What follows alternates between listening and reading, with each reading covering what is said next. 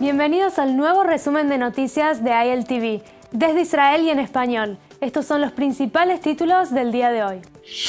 La tensión en Venezuela aumenta mientras más países continúan reconociendo al presidente de la Asamblea Nacional y líder de la oposición en Venezuela, Juan Guaidó, como el presidente legítimo del país.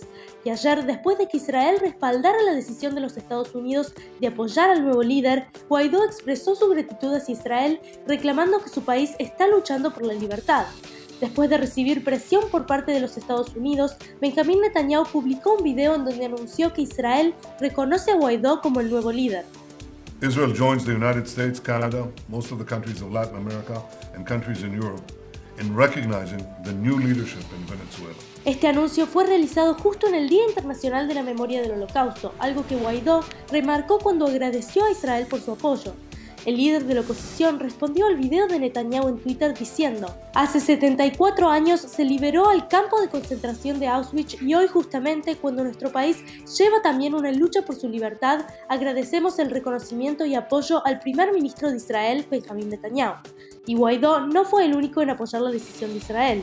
El embajador de los Estados Unidos en Israel, David Friedman, y el enviado especial de la Casa Blanca para negociaciones internacionales, Jason Greenblatt, también celebraron el anuncio. En su Twitter, Greenblatt escribió: Israel toma una valiente posición en solidaridad con el pueblo venezolano. De acuerdo a algunos informes, Jerusalén originalmente demoró el reconocimiento de Guaidó por temor a represalias contra la comunidad judía venezolana. El gobierno del presidente Nicolás Maduro, quien asumió como presidente por segunda vez, ha sido caracterizado por una fuerte retórica antisemita y ha expresado en varias ocasiones su apoyo hacia Irán, Siria y hasta algunas organizaciones terroristas.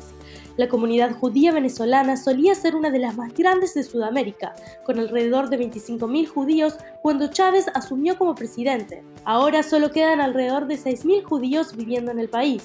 La profunda crisis y el antisemitismo hizo imposible que se quedaran y la mayoría de ellos emigraron a Israel y a los Estados Unidos.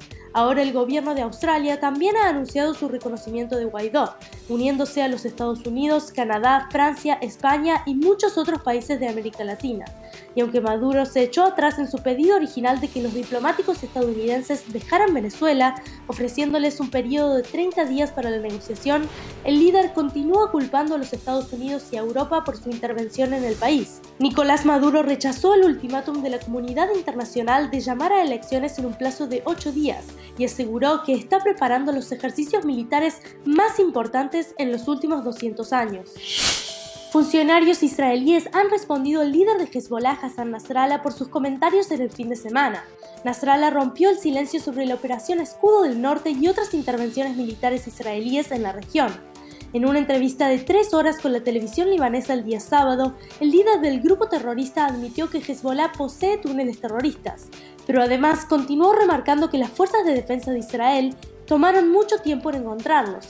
Nasrallah también alegó que hay aún más túneles que no han sido descubiertos por el ejército de Israel y advirtió al Estado judío que no continúe con la que llamó política de agresión en el norte en la frontera con el Líbano y con Siria.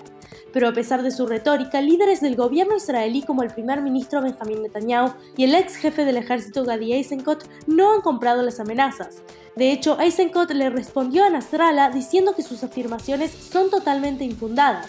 Y además, Eisenkot expresó: evaluamos que había un proyecto de túneles como este y a partir del año 2014 ya teníamos conocimiento específico del programa.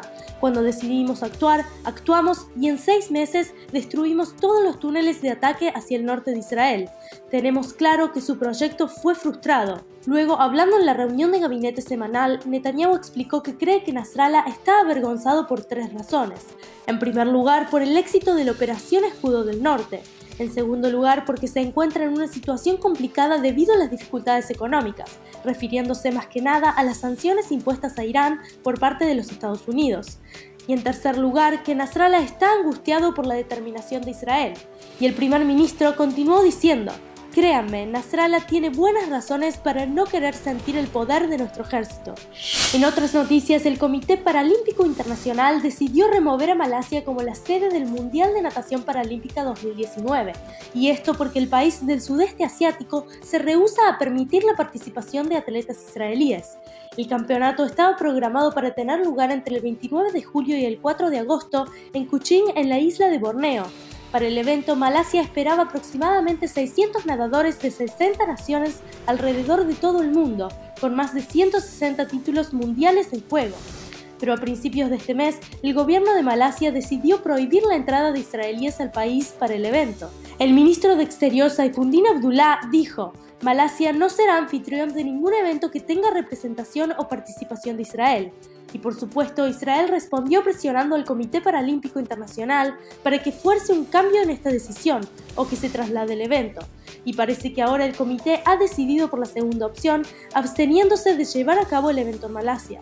Autoridades del comité explicaron que la política y el deporte no se mezclan y que todos los atletas deben tener la oportunidad de competir sin enfrentar discriminación alguna.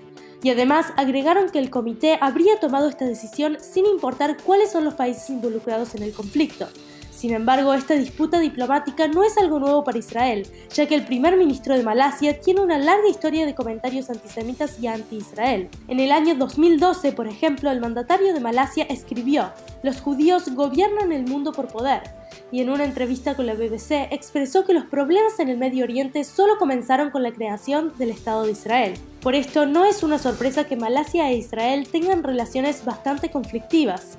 De hecho, ninguna persona portadora de pasaporte israelí tiene permitida la entrada a Malasia sin un permiso escrito por el Ministerio del Interior, que por lo general no es otorgado. Finalmente ha sucedido. Israel aprobó la exportación de cannabis medicinal y se espera que esta decisión totalmente innovadora aumente el número de empleos, fabricantes e inversores en la producción de cannabis. Pero las exportaciones no comenzarán efectivamente hasta avanzado este año. Aún quedan algunos procedimientos burocráticos que rigen el proceso de exportación que deben ser implementados. El Ministerio de Agricultura, por su parte, abrirá un nuevo departamento para agricultores israelíes que se centrará en el crecimiento de cannabis agromédico. Israel has one of the leading technologies in creating products that are based on cannabis, the cannabis flower. Basically, it's intended to people who have diseases such as Parkinson's, such as cancer, and many other diseases to ease the pain. The global estimations of the cannabis medical products today in the world is estimated as more than 100 billion shekels, which is more than $25–30 billion, and it's a growing, very rapidly growing market. Israel today is on the edge of the technologies and at the edge of actually producing those products, and we are very happy that today the government took a resolution that Israel will be a pioneer. Así, Israel se une a los Países Bajos y a Canadá como una de las pocas naciones que permiten la exportación legal de cannabis medicinal. Esta decisión es un gran avance para las startups y compañías especializadas en cannabis que por mucho tiempo se han visto incapaces de desarrollar sus negocios por las estrictas regulaciones de exportación en Israel.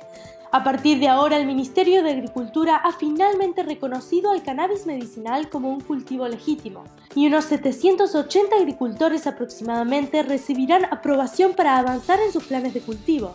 De hecho, 5 cultivadores ya han recibido el visto bueno final para cultivar casi 9 hectáreas de cannabis.